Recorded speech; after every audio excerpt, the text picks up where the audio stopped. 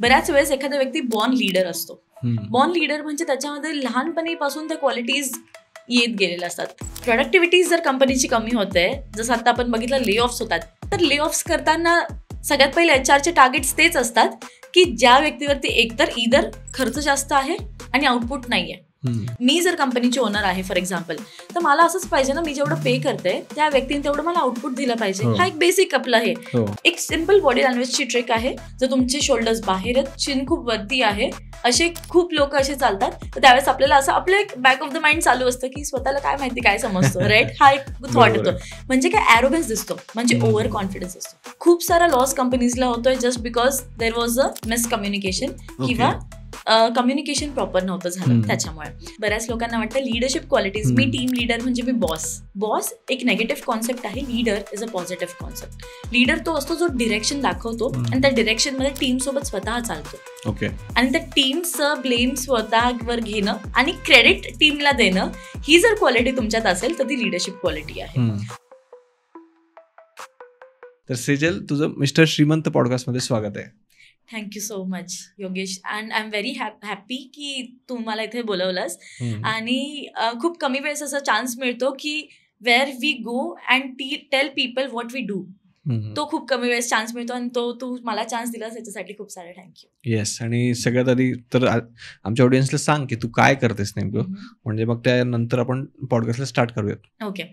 माझं नाव सेजल सोनवणे आहे. मी नाशिकची आहे. मी कॉर्पोरेट ट्रेनर आणि बिहेवियरल स्किल ट्रेनर आहे. So basically I am founder and CEO of a company called Edge Sculptor Co. तो स्कल्प्टर को ही लर्निंग अँड डेव्हलपमेंट मध्ये काम करते.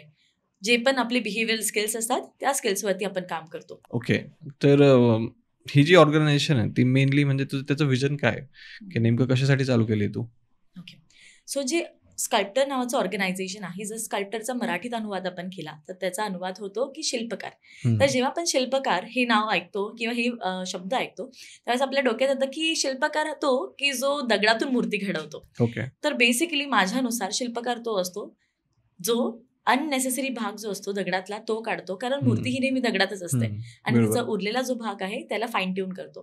तेच स्कल्प्टरचं काम आहे. स्कल्प्टरचं काम आहे की आपण सोसायटीमध्ये वाढताना शिकताना खूप साऱ्या अशा गोष्टी शिकतो ज्या नॉट नेसेसरीली ट्रू असतील, खऱ्या असतील, त्या पहिले अनलर्न करणं, मग परत नवीन गोष्टी लर्न करणं आणि ज्या लर्न केलेल्या गोष्टी त्याला फाईन ट्यून करणं, हे स्कल्प्टरचं काम आहे. आणि स्कल्प्टरचं विजन हे आहे की आपल्याला प्रत्येक एम्प्लॉईला किंवा प्रत्येक स्टुडंटला आपल्याला हेल्प करायचं आहे की त्यांना त्यांच्या फ्युचरसाठी कसं आपण हेल्प करू शकतो त्या गोष्टीवर आपल्याला काम करायचं आहे. ओके. आणि तू जे सांगितलंस की तू बिहेवियरल स्किल्सवरती काम करते, ते एक्झॅक्टली काय असतं समजा? ओके. सो बिहेवियरल स्किल्स, जेव्हा आपण स्किल्सची गोष्ट करतो त्यावेळेस 2 प्रकारचे स्किल्स असतात. एक असतात टेक्निकल स्किल्स, दुसरे असतात नॉन टेक्निकल किंवा बिहेवियरल स्किल्स. फॉर एक्झाम्पल आता ह्यासाठी आपण एक एक्झाम्पल बघूयात की एक इंजिनियर आहे, तर इंजिनियरचे technical skills are whatever he has learned in पूर्ण इंजिनिअरिंग कॉलेजमध्ये, ते त्याचे टेक्निकल स्किल्स झाले जो तो अप्लाय करणार आहे. बट नॉन टेक्निकल स्किल्स किंवा बिहेवियरल स्किल्स ते स्किल्स असतात ज्याच्यामध्ये त्याचं ते कम्युनिकेशन, त्याचा टीमवर्क, त्याची लिडरशिप क्वालिटीज, हे जे सॉफ्ट स्किल्स असतात त्याला आपण बिहेवियरल स्किल्स असं म्हणतो. ओके. आणि ते म्हणजे त्याच्यावरती जर काम करायचं असेल तर ऍक्च्युअली त्याची प्रोसेस कशी असली पाहिजे समजा? ओके.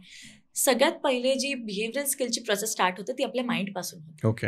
माइंडसेट आपला पाहिजे की आपल्याला इम्प्रूव्ह करायचं आहे. बऱ्याच वेळेस तुम्ही स्टुडंट्सकडे जाल त्यावेळेस कधी कधी बघायला मिळतो की ते सेल्फ अवेअर नाही आहेत.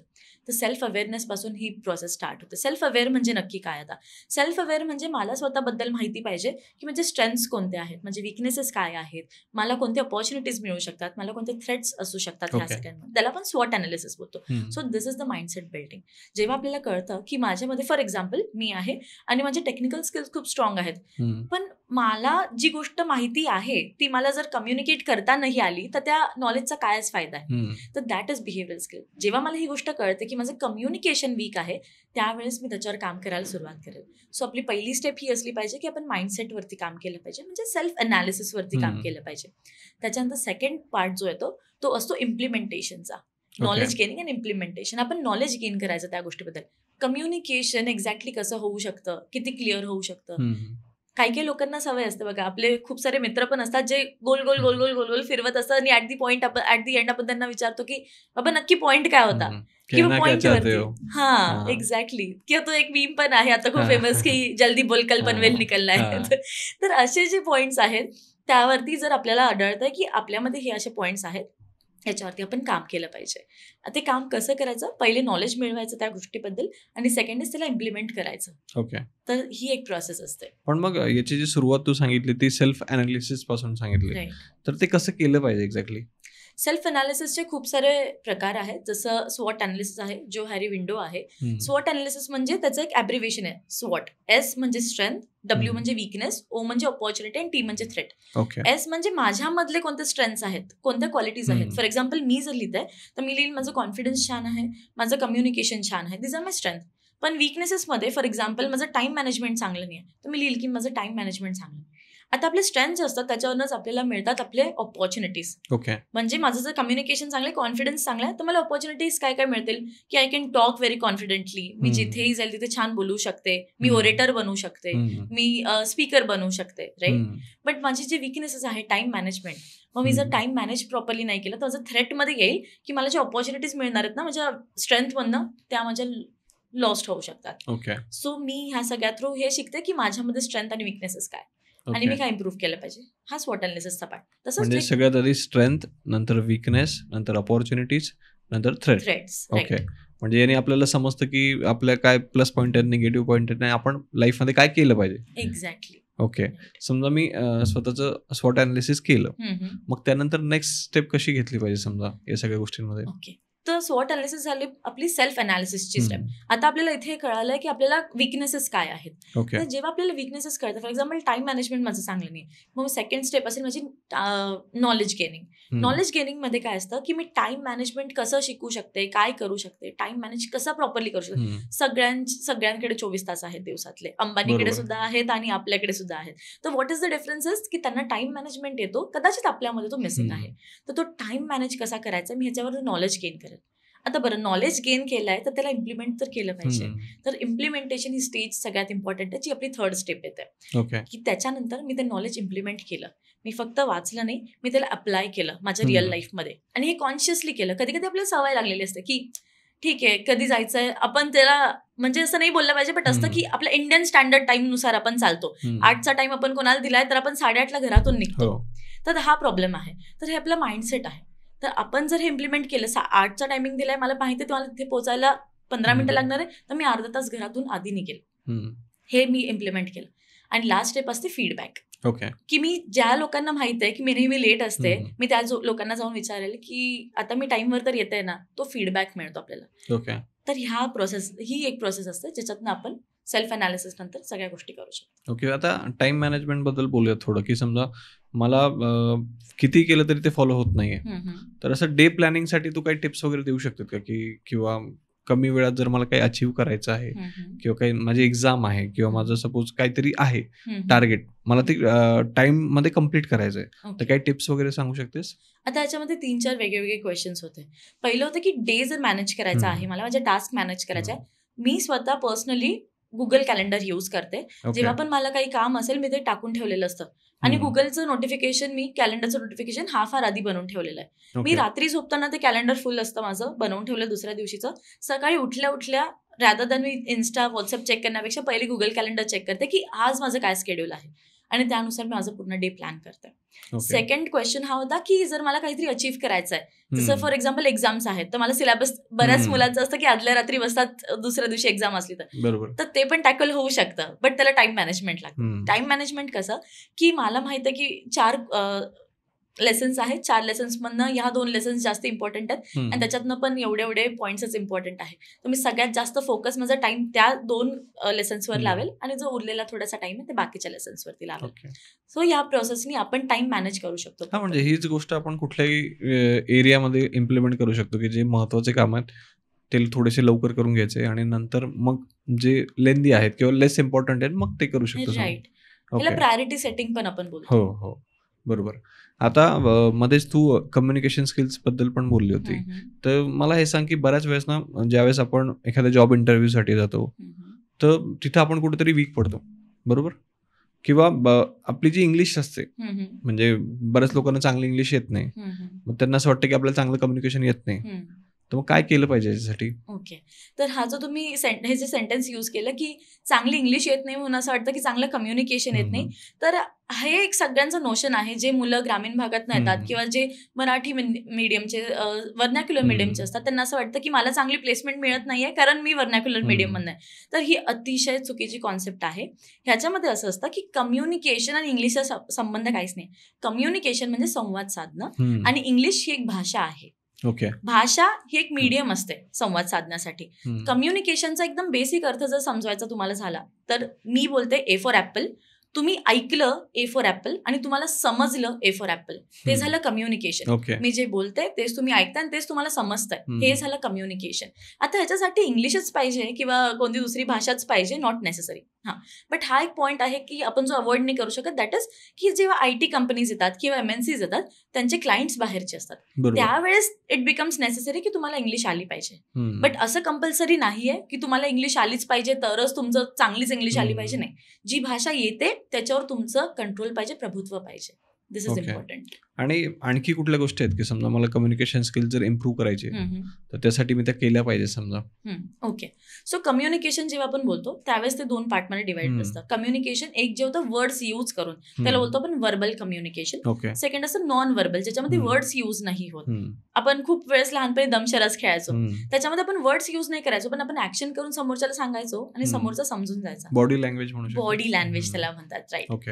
सो आता ह्याच्यामध्ये काय असतं, व्हर्बल कम्युनिकेशन जेव्हा होतं त्याचे काही टिप्स आहेत. जसं तुम्ही एकदम क्लिअर बोला. क्लिअर बोला म्हणजे याचा अर्थ असा की बऱ्याच लोकांना हे जे असतात फिलर्स बोलतात, हे फिलर्स ऍड करायची सवय असते. तर जे फिलर्स जेव्हा ऍड होतात त्यावेळेस समोरचा कन्फ्युज होऊन जातो की नक्की बोलायचं काय. तर फिलर्स मिनिमल यूज झाले पाहिजे. तुमचा जो फ्लो आहे सेंटेन्सचा तो क्लिअर पाहिजे. सेकंड, तुमची आयडिया क्लिअर पाहिजे. मला इन्फॉर्मेशन माझ्यापासून तुमच्यापर्यंत पास करायची आहे, तर माझ्या डोक्यात क्लिअर पाहिजे की मला काय सांगायचं आहे. थॉट्सची क्लॅरिटी असली पाहिजे. थॉट्सची क्लॅरिटी पाहिजे. आणि थर्ड पाहिजे की आपण वर्ड्स प्रॉपरली चूज केले पाहिजे. ते खूप इम्पॉर्टंट आहे की आपण कमीत कमी वर्ड्समध्ये जास्तीत जास्त इन्फॉर्मेशन कशी सांगू शकतो, ते इम्पॉर्टंट असतं. सो हे 3-4 टिप्स आहेत जे कम्युनिकेशन इम्प्रूव्ह करू शकतात. आणि लिसनिंग पण येऊ शकतं का त्याच्यामध्ये? हो, लिसनिंग एक पार्ट येतो कम्युनिकेशनचा, ज्याला म्हणतो आपण ऍक्टिव्ह लिसनिंग. सो आपण 3 पार्टमध्ये ह्याला डिवाइड करूयात, एक व्हर्बल, एक नॉन व्हर्बल आणि एक लिसनिंग, ऍक्टिव्ह लिसनिंग मध्ये. सो जो मी आता व्हर्बलचं सांगितलं त्याच्यामध्ये एक लास्ट पार्ट येतो की आपण एकदम पॉईंट टू पॉईंट बोललं पाहिजे, मुद्द्यावर आलं पाहिजे. बरोबर. कट्ट्यावर बसल्यावरती एक वेगळा प्रकार असतो, पण जेव्हा आपण ऑफिसमध्ये बसलो आहोत किंवा कुठे बसलो आहोत तर त्यावेळेस आपण पॉईंट टू पॉईंटच बोललो पाहिजे. सेकंड इज नॉन व्हर्बल, त्याला बोलतो आपण बॉडी लँग्वेज. बॉडी लँग्वेजचा अर्थ काय? बॉडी लँग्वेज खूप साऱ्या टाइप्समध्ये डिवायडेड आहे. तुमचा पोश्चर, जेस्चर, फेशियल एक्सप्रेशन्स, तुम्ही कसं बोलताय, कसं वागताय, तुम्ही चालता कसे आहात, this all comes under body language. Okay. जर एखादा एक्सपर्ट असेल ना बॉडी लँग्वेज रीड करण्यामध्ये, तर तुम्हाला लांबूनच बघून सांगेल की तुमच्यामध्ये किती कॉन्फिडन्स आहे. That is the power of body language. आणि आपण बॉडी लँग्वेज थ्रूच आपले कॉन्फिडन्स दाखवू शकतो. फॉर एक्झाम्पल, आपल्याला बऱ्याच वेळेस असं कोणतरी एखादा व्यक्ती दिसतो आणि आपल्याला असं लांबूनच वाव वाटतं की काय पर्सनॅलिटी आहे. तर ती गोष्ट कुठून येते, आपल्या डोक्यात तो थॉट कुठून येतो, आपण त्याची पर्सनॅलिटी बघतो. पर्सनॅलिटी कशापासून बनते? त्याची पर्सनॅलिटी बेसिकली जेव्हा आपण लांबून बघतो फक्त बॉडी लँग्वेज पासून बघतो. तो उभा कसा आहे, बोलतो कसा आहे, हातवारे कसे आहेत, ज्याला आपण बोलतो हँड जेस्चर्स, पोश्चर कसं आहे म्हणजे स्पाईन किती स्ट्रेट आहे, याला बोलतात बॉडी लँग्वेज. ते इम्पॉर्टंट आहे. आणि थर्ड एक असतं ऍक्टिव्ह लिसनिंग. पण त्याआधी याच्यातच मला काही टिप्स हव्यात तुझ्याकडून.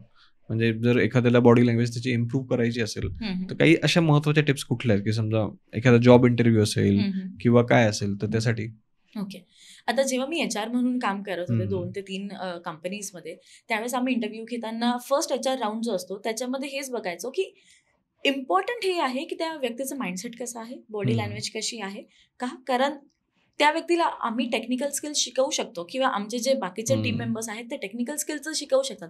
म्हणजे माइंडसेट त्याला कसं चेंज करणार, राईट. आणि त्याचसाठी आजकाल कंपनीज एवढं जास्त इन्व्हेस्ट करतात लर्निंग अँड डेव्हलपमेंट वरती, कारण they want there people to be groomed properly. त्याच्यामध्ये फर्स्ट पार्ट येतो की इंटरव्ह्यूला जर तुम्ही जात आहात तर इंटरव्ह्यूला जाताना तुम्ही एंटर कसं करताय इंटरव्ह्यूमध्ये, that is very very important. तुम्ही नॉक करताय का, तुमचे मॅनर्स बेसिकली तुमचे एटिकेट दिसले पाहिजे त्याच्यामध्ये. तर डोअर ओपन करताना कसं करताय, तुम्ही विचारताय का मी आय कम इन, तुम्ही जाऊन बसताय, त्याच्यानंतर तुम्ही बसताना कसे बसताय, आर यू सिटिंग लाईक दिस की शोल्डर्स ड्रॉप्ड आहेत असे. असं कधी असतं आपलं पोश्चर जेव्हा आपण घाबरलेलो असतो. आपण जेव्हा पण लहान बाळ घाबरतं त्यावेळेस आपण कसं घाबरतो, असं. म्हणजे आपली बॉडी क्लोज होते. That is a symbol of fear. आणि टेन्शन मध्ये असल्यावरती पाम स्वेटिंग होतं त्या लोकांना बऱ्याचशा वेळेस. त्याच्यानंतर आपल्याला पाय हलवायची खूप सवय असते कुठे बसल्यावरती, त्याचा अर्थ असतो आपण नर्वस आहे. काही पेन असेल हातामध्ये तर असं असं असं नर्वसनेस अगेन, किंवा आपण काहीतरी विचार करतो म्हणजे आपण तिथे प्रेझेंट नाहीये. मग ह्या ज्या क्वालिटीज दिसल्या तर आपण एक समजून घ्यायचं की maybe he is not right fit for our organisation. मग आपण कसं राहायला पाहिजे एक्झॅक्टली, जेव्हा आपण बसतोय आपले शोल्डर्स नॉर्मल असले पाहिजे, खूप असे पण नाही आणि खूप आउटसाइड पण नाही. बाहेर एक सिम्पल बॉडी लँग्वेजची ट्रिक आहे की इनवर्ड तुमचं बॉडी पोस्चर म्हणजे तुमचे शोल्डर्स आत, तुमची स्पाइन बेंड होते आणि तुमची चिन आते ना तर you are nervous, you are not confident, under कॉन्फिडेंटची साईन आहे ही. जर तुमचे शोल्डर्स बाहेर आहेत, चिन खूप वरती आहे, असे खूप लोक असे चालतात, तर त्यावेळेस आपल्याला असं आपलं एक बॅक ऑफ द माइंड चालू असतं की स्वतःला काय माहिती काय समजतो, राईट, हा एक थॉट येतो. म्हणजे काय ॲरोगन्स दिसतो, म्हणजे ओव्हर कॉन्फिडन्स दिसतो. बट एखादा माणूस जो खरंच कॉन्फिडंट आहे, त्याचे शोल्डर्स रिलॅक्स्ड असतात, स्पाइन स्ट्रेट असते आणि चिन नॉर्मल असते, दॅट इज कॉन्फिडन्स. तर तो व्यक्ती आपण सिलेक्ट करतो. सेकंड इज ज्याची नजर स्टेबल असते, दॅट इज व्हेरी इम्पॉर्टंट. नजर स्टेबल असणं काय इम्पॉर्टंट आहे की एखाद्या व्यक्ती आपल्या घरात पण त्याची भिरभिर नजर असते, तर आपल्याला डाऊट येतो थोडासा की काय इंटेन्शन्स आहेत या माणसाचे. तर this are signs of body language, हे आपण पाळले पाहिजे जे आपण इंटरव्ह्यूसाठी जातोय. आणि third is and very last is की कम्युनिकेशन. तुमच्या कम्युनिकेशनमध्ये किती कॉन्फिडन्स डिस्प्ले होतोय, दॅट इज व्हेरी इम्पॉर्टंट. ते जर त्यांच्यामध्ये असेल तर त्या मुलाला लवकरात लवकर सिलेक्ट केलं जातं.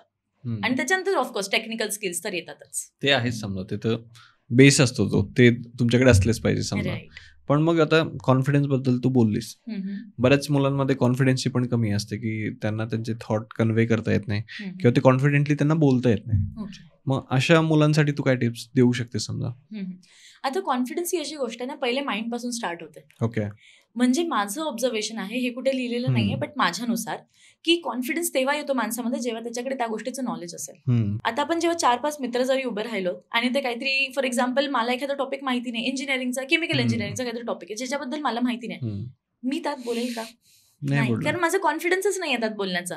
मला माहिती मी काहीतरी बोलली आणि मी चुकली तर. बट ज्यावेळेस माझ्या आवडीचा टॉपिक आहे आणि मी जर for example me body language बद्दल बोलते, त्यावेळेस माझा कॉन्फिडन्स एवढा हाय असेल कारण मला त्याच्याबद्दल नॉलेज आहे. तर आपला कॉन्फिडन्स पहिले नॉलेज पासून बनतो, त्याच्यामुळे आपलं नॉलेज बेस खूप स्ट्रॉंग पाहिजे, फर्स्ट पॉईंट. सेकंड इज बऱ्याच लोकांकडे नॉलेज तर असतं बट त्याला डिस्प्ले कसं करायचं हे माहिती नसतं आणि लोक ऐकतील का. एक असतं फिअर ऑफ बिंग जज्ड, म्हणजे की मी बोलताना मी जर चुकले तर, मी अडकले तर, मी ब्लॅकआउट झाले तर, लोक माझ्यावर हसले तर, हे क्वेश्चन्स असतात माइंडमध्ये. म्हणून आपण फोकसच नाही करू शकत आपल्यावर काय, आपल्याला काय बोलायचं आहे ह्या गोष्टीवरती, कारण आपल्या सबकॉन्शियस माइंडमध्ये कंटिन्युअसली हेच चालू असतं की लोक काय बोलतील. जर हा थॉट असेल ना मनामध्ये तर आपण कॉन्फिडंट बनू नाही शकत. ज्यावेळेस आपल्याला वाटेल की, म्हणजे मी स्वतः ती फॉलो करते लाईफमध्ये की मला माझ्या सरांनी शिकवलेलं, जेव्हा लाईफमध्ये असं वाटेल ना कन्फ्युजन स्टेटमध्ये की ही गोष्ट केली पाहिजे का नाही, कारण कॉन्फिडंट फील होत नाही, तर सगळ्यात वर्स्ट पार्ट त्याचा कन्सिडर करायचा. म्हणजे जर मी स्टेजवर बोलायला गेले तर तेच एक मोठं फिअर असतं राईट कॉन्फिडन्समध्ये, की मी स्टेजवर बोलायला गेले आणि जर मी चुकले तर हाच वर्स्ट आहे ना माझ्यासाठी, की मी चुकले तर काय. मग माझ्याकडनं जर हे क्वेश्चन येतं माझ्या मनातनं, हे जर आन्सर येतं ना त्याच्यासाठी की ठीक आहे मग मी परत एकदा ट्राय करेल, की ठीक आहे जर नाही झालं तरी वाईट काय होईल समजा, जास्तीत जास्त वाईट काय होईल, जर मी ते फेस करायला रेडी आहे ना, जास्तीत जास्त वाईट फेस करायला रेडी आहे ना, तरच मी कॉन्फिडंट आहे जी गोष्ट मला करायची त्या गोष्टीसाठी. तर असं आपण कॉन्फिडन्स बिल्ड करू शकतो. आणि थर्ड, जे खूप लोक ट्राय करतात, मिरर सोबत उभं राहून बोलायचं आणि कॉन्शियसली ट्राय करायचं, मुद्दामून ट्राय करायचं की करायचंच आहे आपल्याला, बोलायचंच आहे. एक्झॅक्टली. ओके, ह्या काही टिप्स आहेत, ह्याच्यानंच कॉन्फिडन्स बिल्ड होतो. मेन म्हणजे इम्प्लिमेंटेशन, किती इम्प्लाय करतो आपण. ओके. आणि त्यानंतर आता शेवटचा आपला पार्ट राहिला होता ऍक्टिव्ह लिस्निंगचा. तर ते कसं इम्प्रूव्ह करायचं, कारण लोकांना स्वतःच जास्त सांगायचं असतं. एक्झॅक्टली. आजच्या कंडिशनला कुणाला असं ऐकून नसतं घ्यायचं. तर आणि जर आपल्याला कॉर्पोरेटमध्ये जॉब करायचं, इंटरव्ह्यूला जायचंय, तर समोरचं काय बोलतोय ते आधी नीट ऐकून घ्यावं लागेल. तर त्यासाठी काय करता येईल समजा ऍक्टिव्ह लिस्निंगसाठी? सो पहिले तर मी एक्सप्लेन करेल ऍक्टिव्ह लिस्निंग म्हणजे काय. एक असतं ऍक्टिव्ह लिस्निंग, एक असतं पॅसिव्ह लिस्निंग. ऍक्टिव्ह म्हणजे मी इथे बसली आहे, मी तुमचं ऐकते आणि मला समजतं पण आहे तुम्ही काय बोलताय. पॅसिव्ह लिस्निंग इज बऱ्याच वेळेस आपण तिथे बसलेलो असतो, आपण समोरचं ऐकत पण असतो, पण आपल्या डोक्यात वेगळंच काहीतरी चालू असतो. म्हणजे ज्याला आपण बोलतो की तू फिजिकली फक्त इथे प्रेझेंट आहे, तू मेंटली कुठेतरी बाहेर आहेस. तर आपण ऍक्टिव्हली लिसन केलं पाहिजे, पहिली गोष्ट. आता ऍक्टिव्हली लिसनिंग किंवा ऍक्टिव्ह लिसनिंग ह्याचं कसं इम्प्रूव्ह करायचं. आपल्याला इंस्टाग्राम आणि त्या सगळ्या गोष्टीमुळे एवढी रील्सची सवय लागली ना, fast fast fast fast fast, त्यामुळे आपलं जे लिसनिंग पॉवर आहे ते खूप कमी झालंय. लहानपणी आपल्या जनरेशनला तरी आजी गोष्टी सांगायच्या, राईट, गोष्टी सांगून आपल्याला ती ऐकण्याची सवय होती. रात्री झोपायला जाण्याच्या आधी, आता मोबाईल असतो त्यावेळेस आजी होती सांगायला गोष्टी, आणि त्या गोष्टी ऐकून आपली इमॅजिनेशन पॉवर पण वाढली होती. सो ते आता कुठेतरी गायब झालेलं आहे. आणि ऍक्टिव्ह लिस्निंगला जर आपल्याला परत आणायचं आहे तर ऍक्टिव्ह लिस्निंगसाठी 3-4 टिप्स आहेत. पहिलं की तुम्हाला सगळं संपूसपर्यंत समोरच्या व्यक्तीचं तुम्हाला शांत बसायचं कॉन्शियसली. का? कारण बऱ्याच वेळेस समोरचा व्यक्ती काहीतरी बोलतोय आणि आपण मध्येच त्या व्यक्तीला खोडतो आणि मग तो व्यक्ती बोलतो की पण मला हे बोलायचंच नव्हतं. आणि हे जर इंटरव्ह्यू मध्ये झालं तर it is a big no. तिथेच तो व्यक्ती रिजेक्ट होतो. कारण इथे हे कळतं की फॉर एक्झाम्पल ही सिनारिओ जर पुढे आला, तुमचा लीडर, टीम लीडर तुम्हाला काहीतरी सांगतोय आणि तुम्ही जर ऐकूनच घेण्याच्या मनस्थितीत नाहीये, बिकॉज HR कॅन सी की पुढे काय होणार आहे. त्यामुळे HRचा हा रोल असतो की त्यांचं माइंडसेट रीड करणं. जर तिथेच HRला दिसतंय की इथे पुढे जाऊन कॉन्फ्लिक्ट होऊ शकतात टीम लीडरमध्ये, टीममेट्समध्ये आणि या व्यक्तीमध्ये, तर तो व्यक्ती काच घेऊ आपण. बरोबर आहे. सो ऍक्टिव्ह लिस्निंग ज्या व्यक्तीमध्ये आहे त्याच व्यक्तीला घेतलं जातं. ऍक्टिव्ह लिस्निंग कसं इम्प्रूव्ह करायचं? पहिलं असतं मेडिटेशन, की आपण आपलं माइंड जेवढं शांत आहे तेवढं आपण समोरच्याचं ऐकून घेऊ शकतो. सेकंड, ऍक्टिव्हली जर तुम्हाला सवय असेल मध्ये मध्ये इंटरप्ट करायची, दॅट इज ओके. तुम्हाला ती कळाली आहे and now you are ready to improve, तर तुम्हाला शांतत पहिलंच पूर्ण त्या व्यक्तीचं ऐकून घ्यायचं. हे कॉन्शियसली करायचं आहे आपल्याला. अँड थर्ड इज की त्या व्यक्तीचं बोलून झाल्यावरती you have to nod and then again try to speak whatever you are speaking.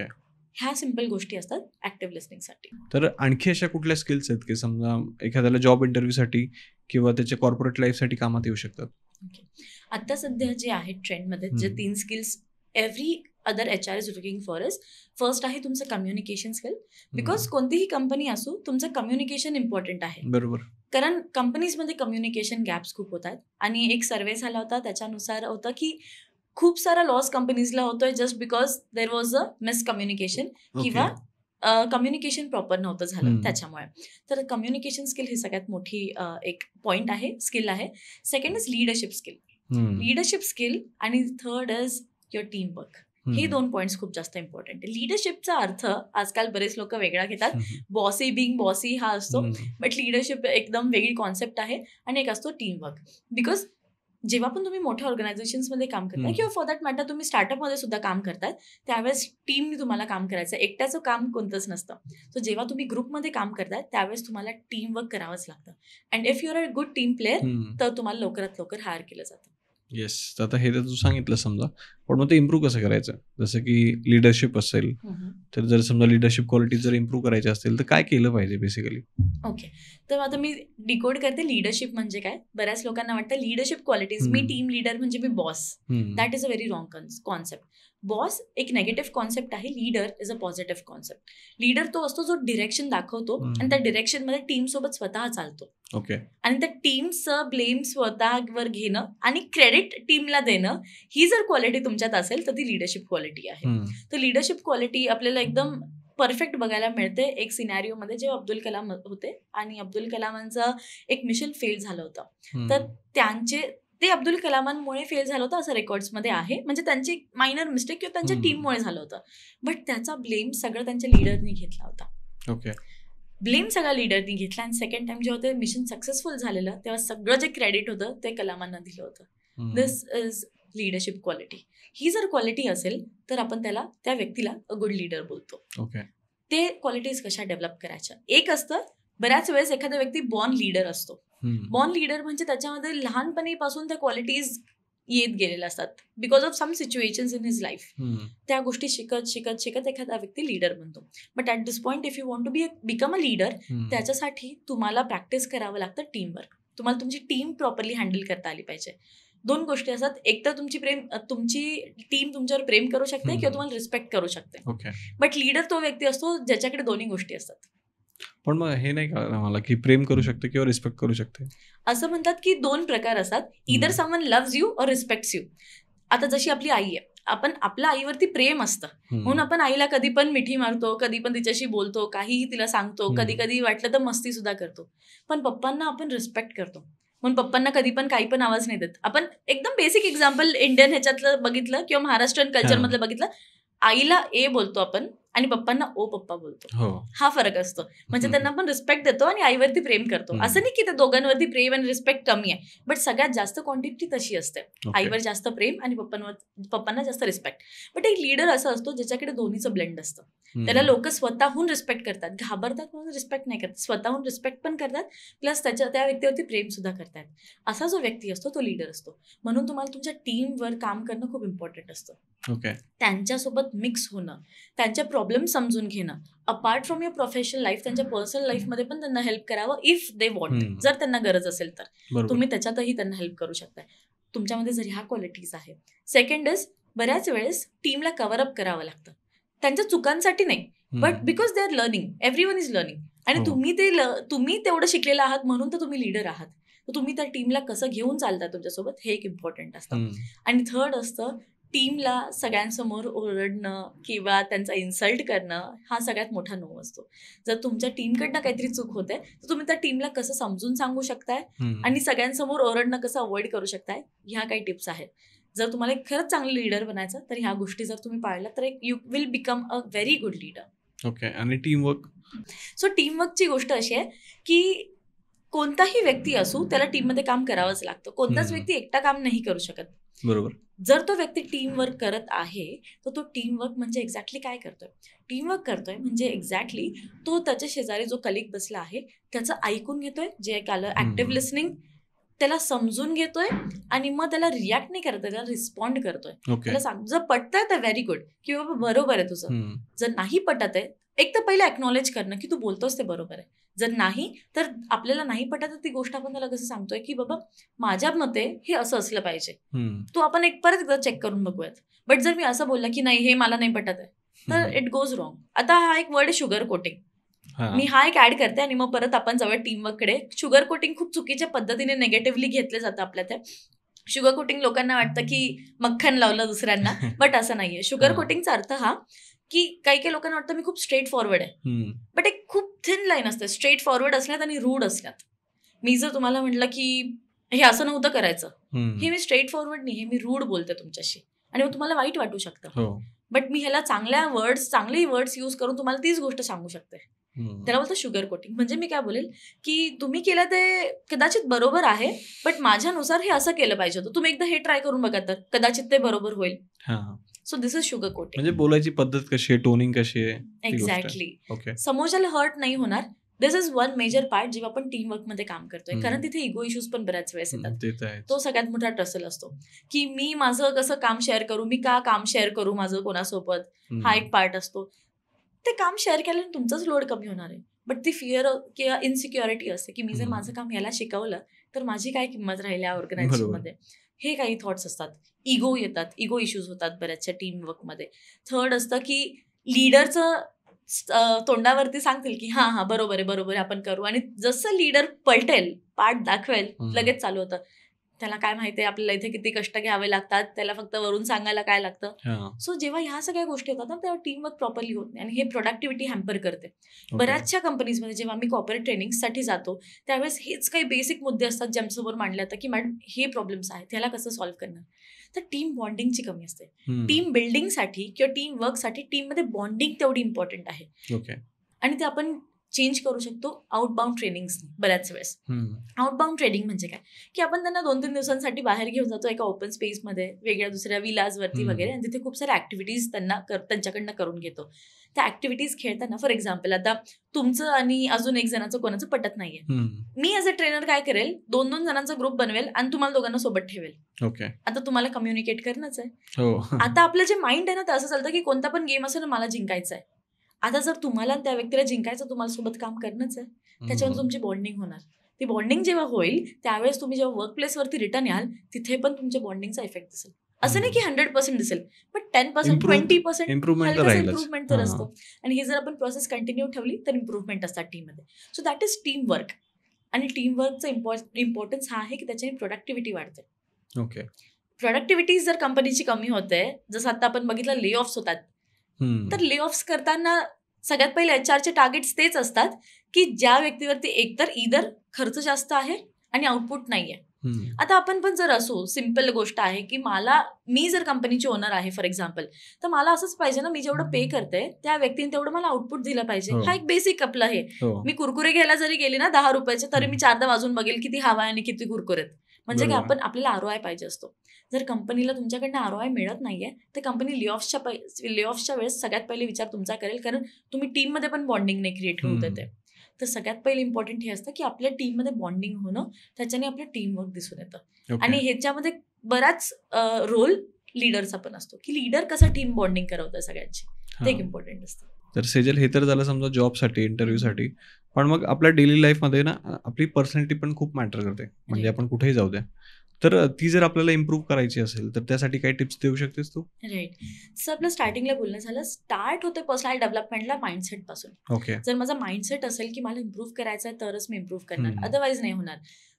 माझ्या जागेवरती अजून 3-4 लोक जरी आले आणि जर समजावलं की बाबा करा करा करा, आणि जर तो माइंडसेटच नसेल, काही लोक मला अशीच सवय, मी तर अशीच बसते, मी तर अशीच बोलते, जर हा ॲटिट्यूड असेल तर चेंजेस नाही होणार. तिथे आपल्याला लागतं सेल्फ अनालिसिस. जर तुमच्याकडे अनालिसिस आहे की माझ्यामध्ये ही कमी आहे, आणि it is okay to admit, कोणीच परफेक्ट नाहीये. जर आपण परफेक्ट असतो, जर आपण देव असतो, आपण देव नाही याचा अर्थ आपण परफेक्ट नाही आहोत. तर कशामुळे परफेक्ट नाही होत ते आपल्याला शोधावं लागतं. त्याला बोलतं अनालिसिस. तर अनालिसिस केल्यावरती ज्या गोष्टी येत आहेत त्याच्यामध्ये मला माइंडसेट क्रिएट करायचं की मला या गोष्टी शिकायच्या आहेत, मला इम्प्रूव्ह करायचं स्वतःमध्ये. जेव्हा ते इम्प्रूव्हमेंट आपल्याला स्वतःमध्ये करायचं, तर त्याच्यासाठी आपल्याला रोडमॅप बनवावा लागतो. पहिले काय आहे, सगळ्यात पहिले असतं की माइंडसेट आहे का तसा, जर आहे व्हेरी नाईस. सेकंड आहे की माझ्याकडे तेवढं मी नॉलेज मिळवलं पाहिजे त्या गोष्टीबद्दल. मला बॉडी लँग्वेज इम्प्रूव्ह करायची, मला पर्सनॅलिटी इम्प्रूव्ह करायची. तर पर्सनॅलिटी कशाने बनते बाबा? पर्सनॅलिटी बनते बॉडी लँग्वेजनी, पर्सनॅलिटी बनते कम्युनिकेशननी, पर्सनॅलिटी बनते एम्पथीनी. एम्पथी म्हणजे काय की एक असते सिम्पथी म्हणजे मला जर तुम्हाला लागलं उद्या तर मला वाईट वाटेल, ती झाली सिम्पथी. एम्पथीचा अर्थ असा असतो, तुम्हाला लागलं तर मला वाईट वाटतं तर आहे, बट मी तुमच्या सिच्युएशन मध्ये उभं राहून विचार करते की तुम्हाला कसं वाटत असेल, आणि तुम्हाला ज्या ज्या गरजेच्या गोष्टी आहेत त्या सगळ्या तुमच्यासाठी करणं, दॅट इज एम्पथी. दुसऱ्यांसाठी एम्पथी असणं, दॅट इज इम्पॉर्टंट. आपण एखादी चांगली पर्सनॅलिटी किंवा चांगला व्यक्ती कोणाला बोलतो? सिम्पल गोष्ट असते की ज्या वेळेस एखादा व्यक्ती आपल्याला समजून घेतोय, आपल्याला काय पाहिजे हे त्याला समजतंय, तो व्यक्ती आपल्यासाठी चांगला असतो. बट ह्याच्यामध्ये आपण 2-4 गोष्टी अजून ऍड केल्या, जसं कम्युनिकेशन छान आहे त्या व्यक्तीचं. आपल्याला काय इम्पॉर्टंट असतं की मला जे वाटतंय मी ते तुम्हाला एकदम इझिली सांगू शकेल, आणि तुम्हाला ते ऐकायचं आहे. हे जे आहे ना, दॅट इज कम्युनिकेशन. एक चांगली पर्सनॅलिटीमध्ये काय असतं, मग माइंडसेट तर असतो, ग्रोथ माइंडसेट किंवा पॉझिटिव्ह माइंडसेट आपण त्याला बोलू. बरोबर. आपला एक फ्रेंड असतो कोणीतरी आपल्या ग्रुपमध्ये, जो नेहमी रडत असतो प्रत्येक गोष्टीबद्दल.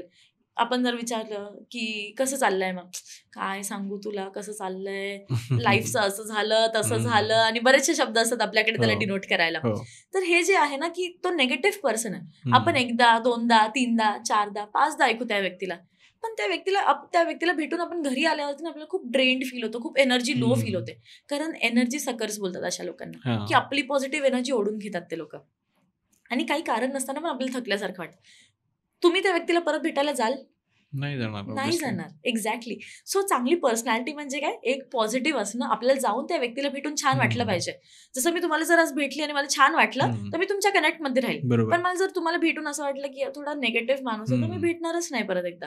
That is first personality. Second is की तुमचं कम्युनिकेशन किती छान आहे, तुम्ही किती चांगल्या प्रकारे मला समजून सांगताय, that is second. Third is तुमचं बॉडी लँग्वेज. तुम्ही बोलताय त्याच्यामध्ये तुम्ही हातवारे कसे यूज करताय, तुम्ही नॉड किती वेळेस करताय, तुम्ही आय कॉन्टॅक्ट कसा मेंटेन करताय, हे मॅटर करतं. आणि फोर्थ इज की ह्या सगळ्या गोष्टींचं एक नॉर्मल आपण समरी जर म्हटलं तर त्याचं येतं अगेन माइंडसेटवरती. कारण हे इथून सगळं चालू होतं ना, त्या सगळ्या गोष्टी असेल तर ते पर्सनॅलिटी चांगली आहे असं बोलतो. आणि जर आपल्याला पर्सनल डेव्हलपमेंट करायची तर आपल्याला ह्याच पॉईंट्सवरती काम करावं लागतं. येस, सगळ्यात महत्वाचं आहे माइंडसेट. येस, कारण माइंडसेट जर तुम्ही एकदा ठरवलं की तुम्हाला इम्प्रूव्ह करायचं आहे, तर ऑटोमॅटिकली मग आपण बाकीच्या गोष्टी पण शोधत जातो, त्याच्यामध्ये इम्प्रूव्हमेंट करत जातो. राईट. येस, तर थँक्यू सो मच सेजल की तू इतक्या लांबून खास आमच्या ऑडियन्ससाठी आलीस आणि इतका वंडरफुल एपिसोड आमच्या ऑडियन्ससाठी दिला. Thank you so much. Thank you so much मला इथे बोलवल्याबद्दल. I am very happy and very proud. Thank you. Yes, तर मंडळी, जर तुम्ही अजूनही हा व्हिडिओ पाहत असाल तर ऑब्व्हियसली तुम्हाला हा व्हिडिओ आवडलाय, म्हणून आत्ताच या व्हिडिओला लाईक करा. आणि जो कोणी तुमचा मित्र असेल किंवा जवळची व्यक्ती असेल की जो एखाद्या जॉब इंटरव्ह्यूसाठी प्रिपेअर करतोय, किंवा ज्याला कॉर्पोरेट लाईफमध्ये जायचं किंवा कुठेही जायचंय पण ज्याला पर्सनॅलिटी डेव्हलप करायची, अशा प्रत्येक माणसासोबत हा व्हिडिओ नक्की शेअर करा. कारण तुमच्या एका व्हिडिओ शेअर केल्यामुळे समोरच्याचं आयुष्य सुद्धा बदलू शकतो.